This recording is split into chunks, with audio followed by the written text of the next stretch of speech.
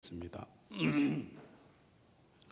믿음의 가정에서 부모의 역할은 참으로 중요하다.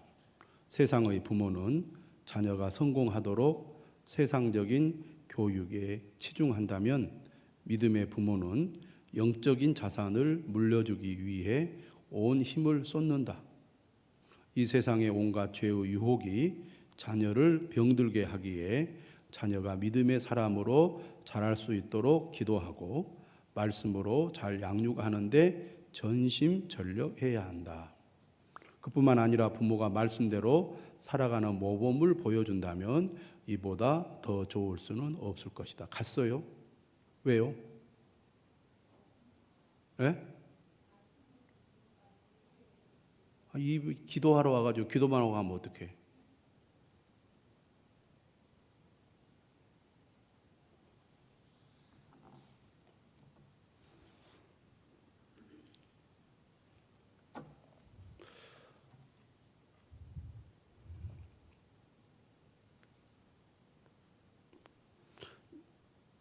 믿음의 가정에서 부모의 역할은 참으로 중요하죠.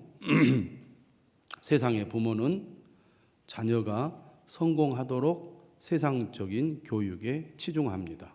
믿는 사람들도 마찬가지겠죠. 하지만 믿음의 부모라고 한다면 영적인 자산을 물려주기 위해 온 힘을 쏟습니다.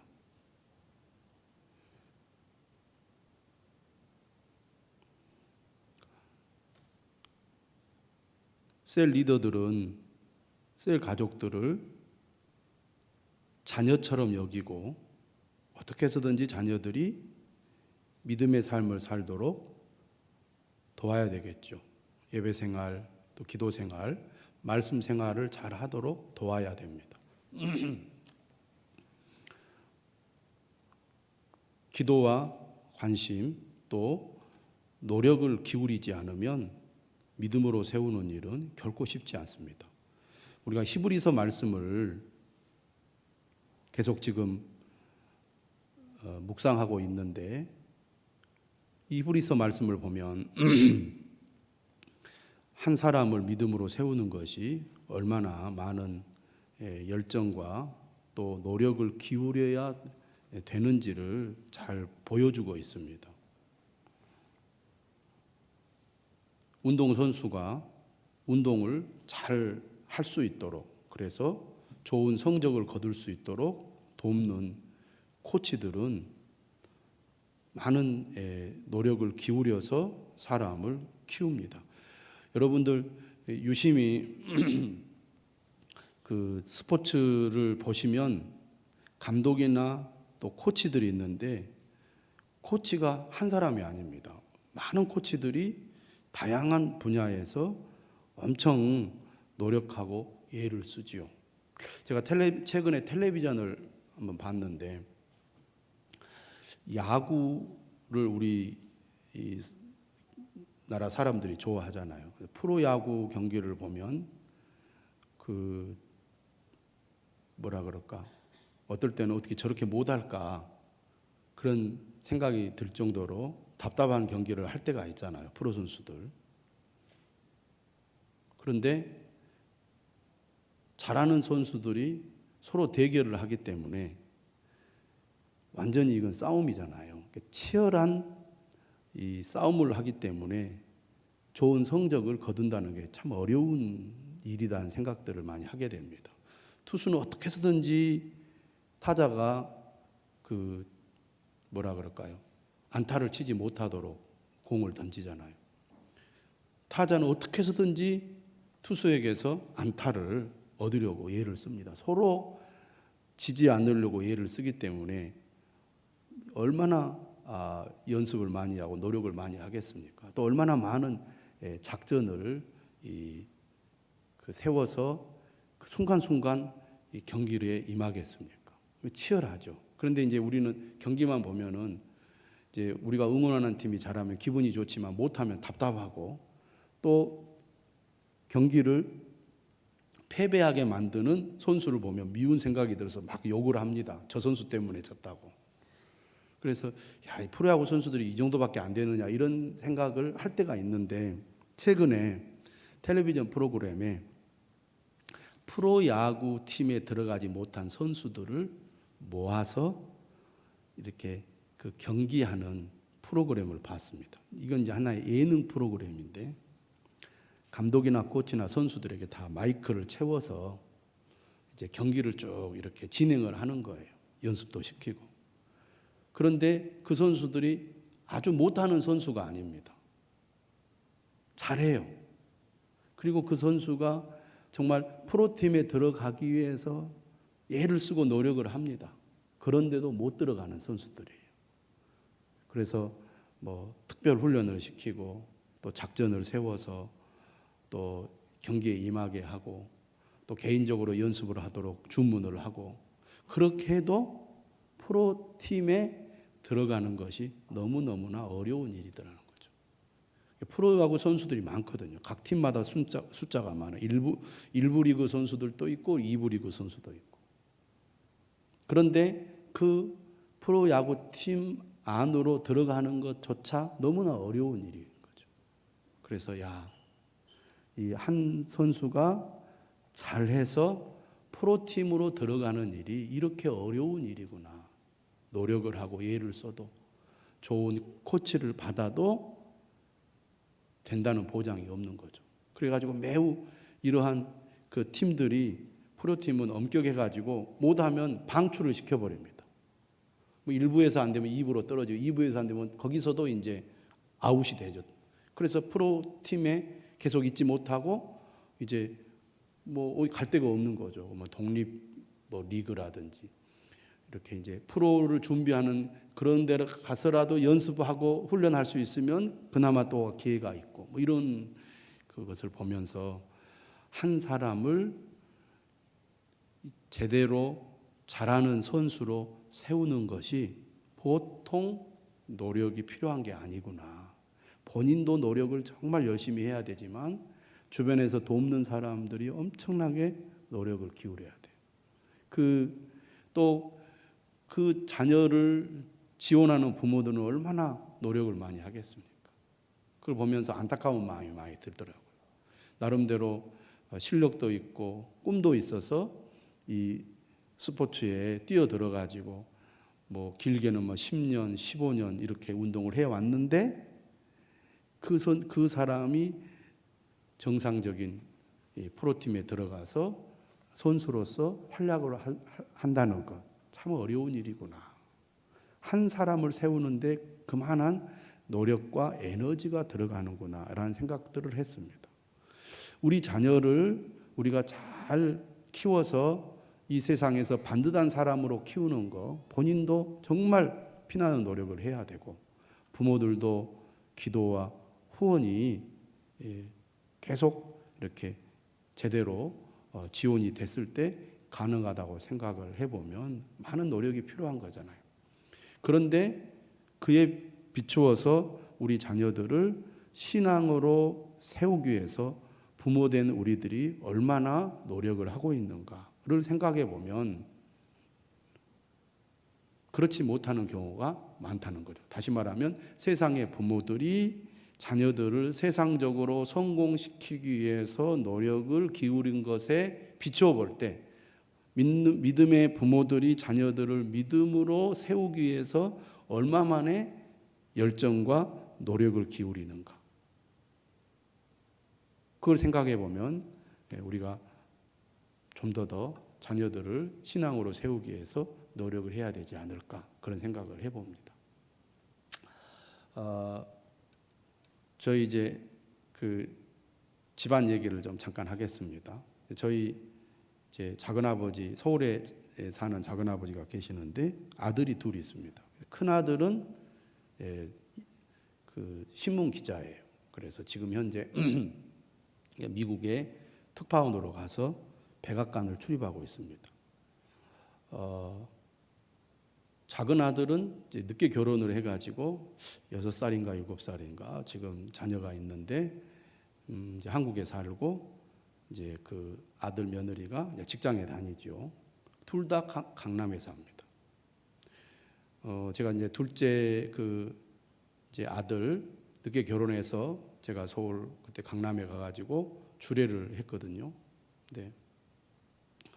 둘 다 이제 신앙생활을 잘 하고 있고, 잘 하는가? 잘 모르겠는데 둘째는 열심히 신앙생활을 합니다. 그런데 두 자녀를 양육하는 방식이 완전 정반대예요. 그래서 첫째 아들 며느리는 우리 아이들을 어떻게 해서든지 성공적인 사람이 되기 위해서 어렸을 때부터 엄청난 노력을 기울여서 교육을 시킵니다. 교육을 시켜요. 그래서 미국에 지금 가 있잖아요. 워싱턴에. 그럼 어떻게 하느냐? 수학이 약한 거예요, 미국은. 그리고 이제 미국에 한 3년 정도 있다 다시 한국에 돌아와야 되니까 한국에서 어떻든 교육을 받아가지고 대학을 가야 되니까 수학을 시켜야 되잖아요. 근데 아마 중고등학생, 중학생이나 되는지 제가 정확히 기억이 안 나지만 줌으로 한국 강사로부터 교육을 받습니다. 수학 교육을. 그러니까 학교 공부하고 또 줌으로 이렇게 수학 공부를 하는 거죠. 왜냐하면 미국의 수학이 이렇게 수준이 떨어지니까 한국의 수준에 맞추려면 한국에서 강사를 어떻든 줌으로 불러다가 가외를 시키는 거죠. 그렇게 해서 어떻든 내 자녀를 공부를 잘 시켜가지고 좋은 대학에 가고 좋은 직장에 얻게 해야 된다. 그 의식이 투철한 게 이제 첫째 며느리인 거죠. 둘째 며느리는 어떠냐? 완전 정반대예요. 신앙이 아주 좋아서 법대를 나왔습니다. 그 며느리가. 근데 법대 나와가지고 변호인, 이렇게 판검사나 변호사가 못 되면 아무 소용이 없더라는 거죠. 자기 경험해 보니까. 어차피. 그리고 자기 친구들 다 강남에 사는 친구들 보니까 아주 이제 잘해가지고 성공하면 모를까. 그렇지 않으면 다 비슷하더라는 거죠. 그래서 될 사람은 되고 안 될 사람은 안 되더라는 거예요. 그래서 굳이 막 죽기 아니면 살기로 공부를 시켜서 그렇게 하는 것이 뭐가 의미가 있느냐. 신앙생활 잘하고 상식적이고 뭐라 그럴까요? 그 건강한 사고 방식을 가지고 바르게 인격적으로 자라서 사는 것이 훨씬 더 낫더라. 자기의 삶이나 주변의 삶을 보면서. 그래서 학교도 둘의 학교를 보내고 뭐 예를 들면 일찍부터 막 이렇게 한글이라든지 이런 공부를 안 시킨다는 거예요. 그 대신 이제 좋은 데 이렇게 데리고 다니면서 일반 상식이라든지 사람 됨됨이라든지 어떤 그런 기본적인 인간이 갖춰야 될 양식들을 키우는데 더 이렇게 심혈을 기울인다는 거죠. 누가 옳을까 판단하기는 쉽지 않죠. 그런데 그 이제 작은 아버지 둘째, 그러니까 제 이제 동생이 되겠죠. 그 부인은 그 의식이 분명하더라고. 어떤 믿음으로 자녀를 양육해야 되겠다. 그리고 좋은 인격을 가진 사람으로 키워야 되겠다. 그래야 세상에서 건강하고 행복하게 바르게 살지. 아무리 출세하고 돈 많이 벌어도 행복하지 않더라. 자기 주변에 강남에 사는 사람들 많이 봐도 그게 중요한 게 아니다. 나름대로 가치관이 딱 분명한 거죠.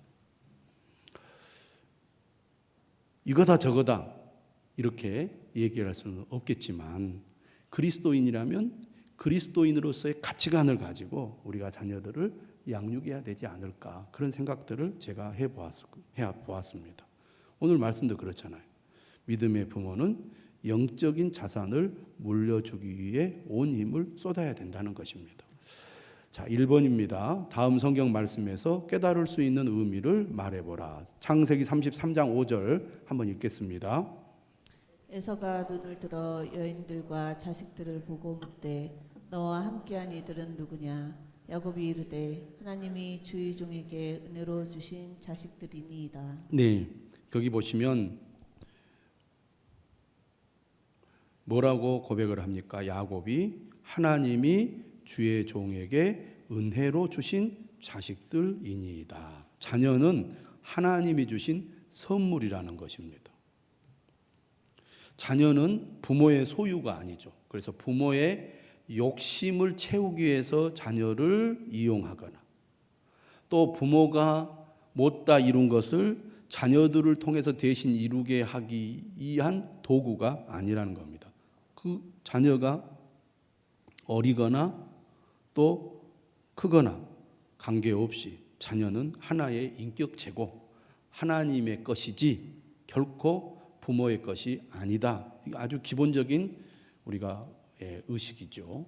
그걸 우리가 분명히 알아야 된다는 겁니다. 자, 열왕기상 15장 26절 읽어보겠습니다.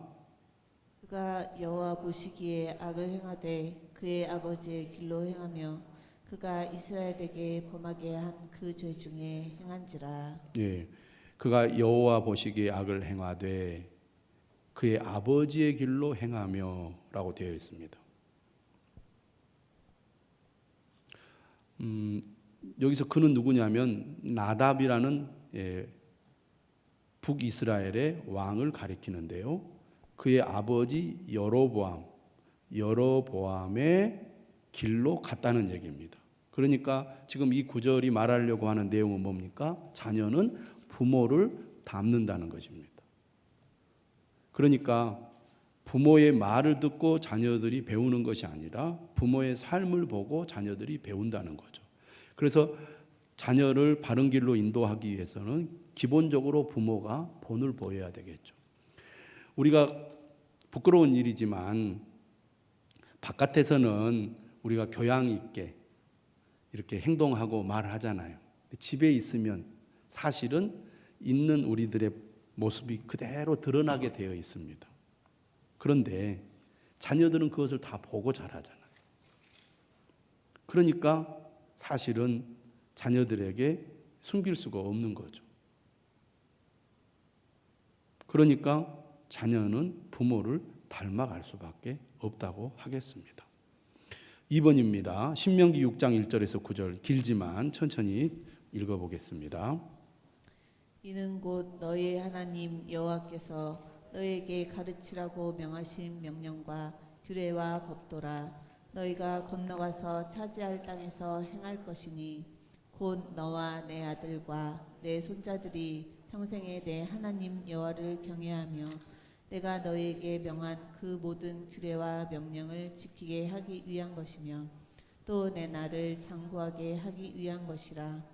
이스라엘아 듣고 삼가 그것을 행하라.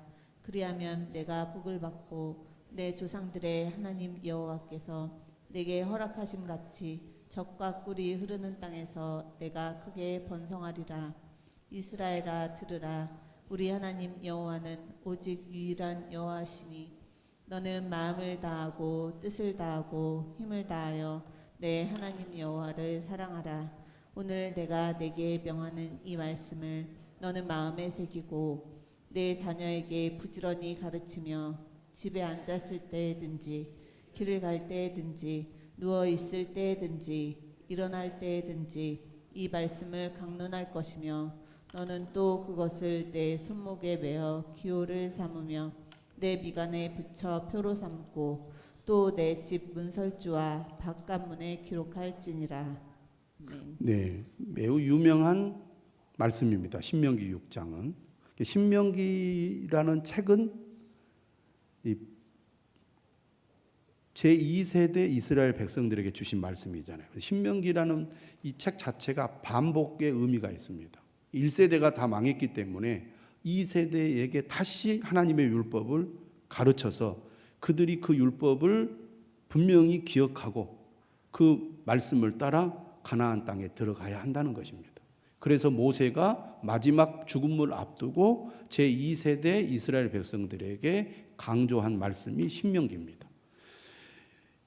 특히 신명기 6장이 매우 중요한 말씀인데요. 신명기 6장의 4절에 어떤 말씀이 있습니까? 이스라엘아 들으라. 우리 하나님 여호와는 오직 유일한 하나님, 유일한 여호와이시니 너는 마음을 다하고 뜻을 다하고 힘을 다하여 내 하나님 여호와를 사랑하라. 이게 가장 핵심 구절입니다. 그러니까 우리가 어떻게 살아야 할지를 분명하게 가르쳐주는 말씀이죠. 마음을 다하고 뜻을 다하고 힘을 다하여 내 하나님 여호와를 사랑하라. 이것이 하나님께서 그의 백성들에게 명령하신 겁니다. 예수님께서도 그걸 강조하셨죠. 이것이 우리가 해야 될 일이라는 겁니다. 그런데 뭐라고 얘기하느냐? 그 얘기를 하면서 5절, 6절에 이렇게 말해요. 이 말씀, 오늘 내가 네게 명하는 이 말씀을 너는 마음에 새기라는 거예요. 결코 잊지 말라는 겁니다. 이걸 반드시 기억하고 따르라는 얘기죠. 그리고 중요한 얘기를 그 다음에 합니다. 내 자녀에게 부지런히 가르치라는 거죠. 반드시 하나님의 말씀이 그 자녀들에게 전수되도록 하라는 겁니다. 유대인들은 2000년 동안이나 나라를 잃었습니다. 그리고 떠돌이 생활을 했어요. 그러나 그들이 믿음을 잃지 않았습니다. 다시 나라를 회복했죠.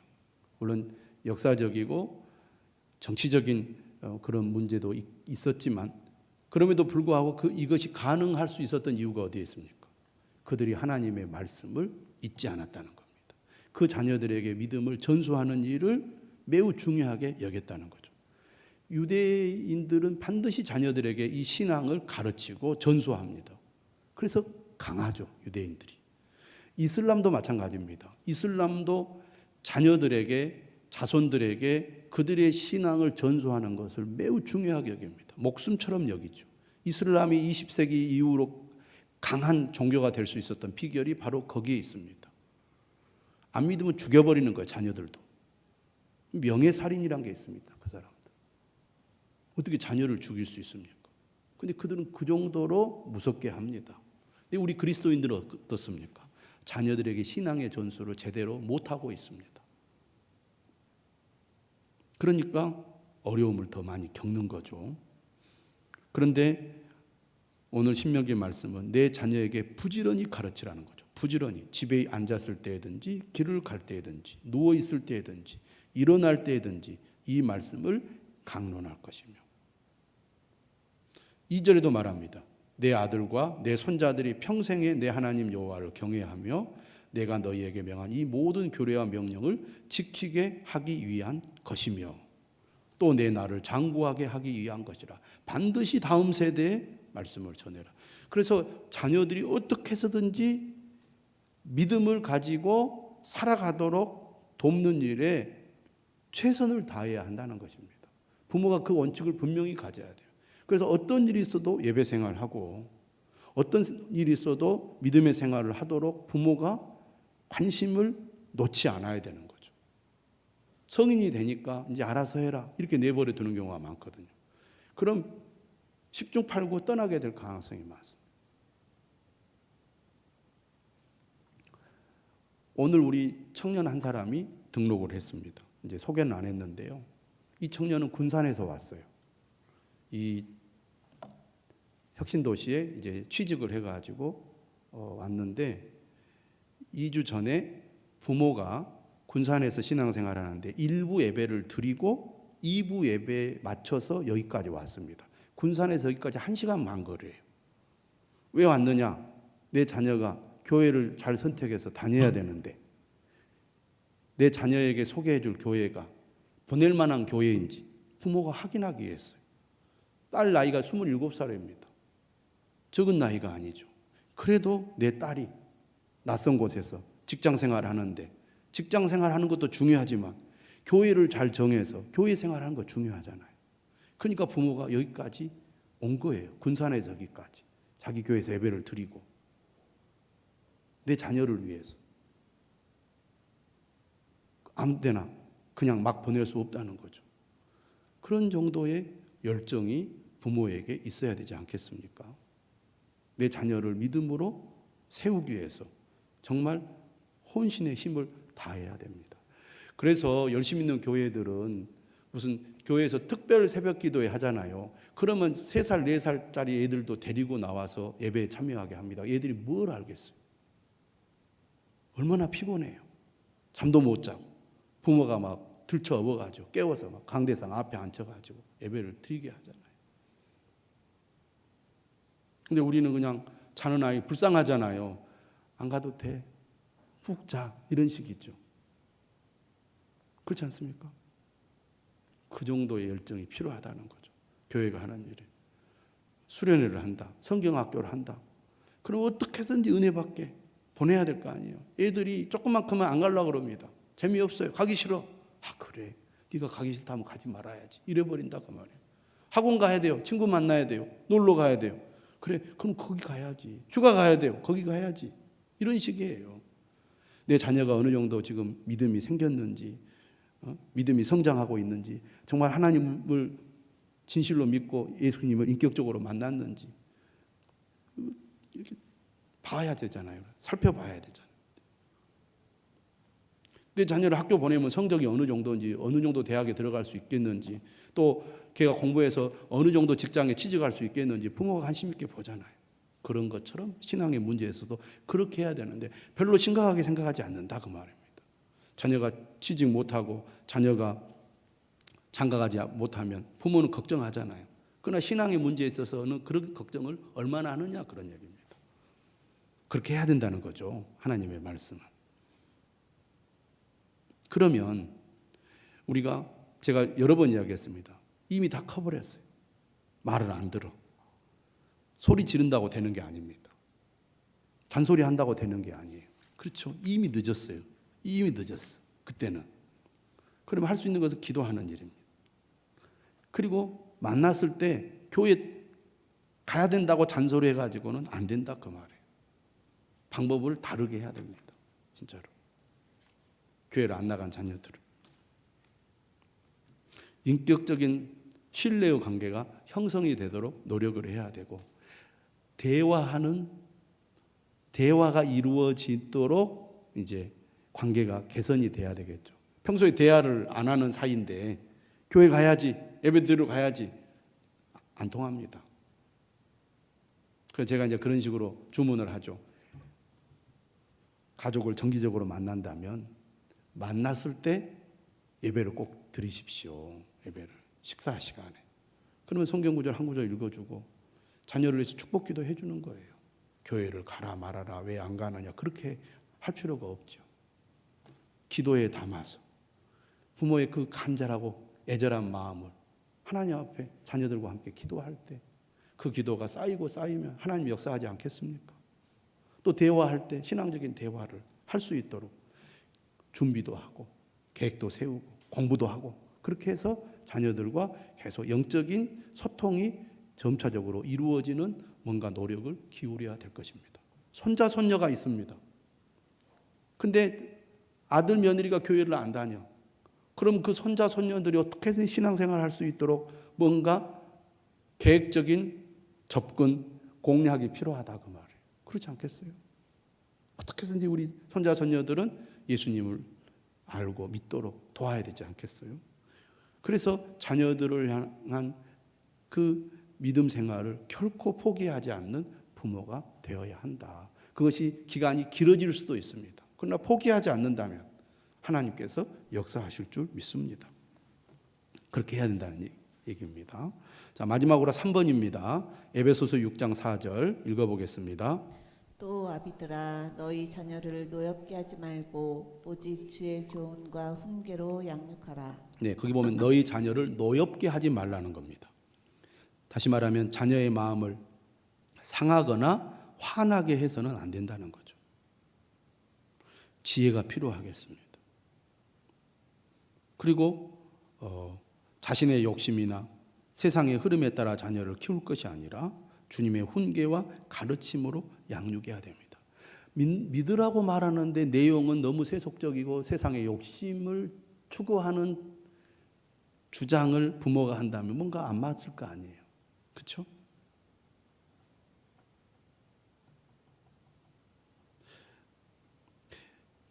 자녀를 노엽게 하는 것이 무엇입니까? 반복적인 잔소리, 또 자녀를 향한 비난, 혹평, 또 위압적인 책망, 또 비교하는 것들.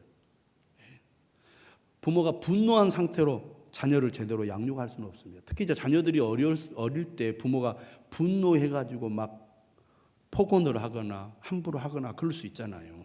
그러면 자녀들은 마음의 문을 닫아버리겠죠. 오히려 자녀의 마음을 노엽게 할 수가 있습니다. 그래서는 안 된다는 것입니다. 그러니까 정말 부모가 삶에 본도돼야 되고 인격적으로 성숙해야 되고 그리고 화가 날 때 감정을 잘 조절해서 그 화난 상태로 자녀들을 함부로 다루거나 해서는 안 된다는 얘기입니다. 자, 오늘 여기까지 하겠습니다. 자, 두 사람씩 짝을 지어서 한번 오늘 말씀 가지고 한번 나눔의 시간을 갖겠는데요.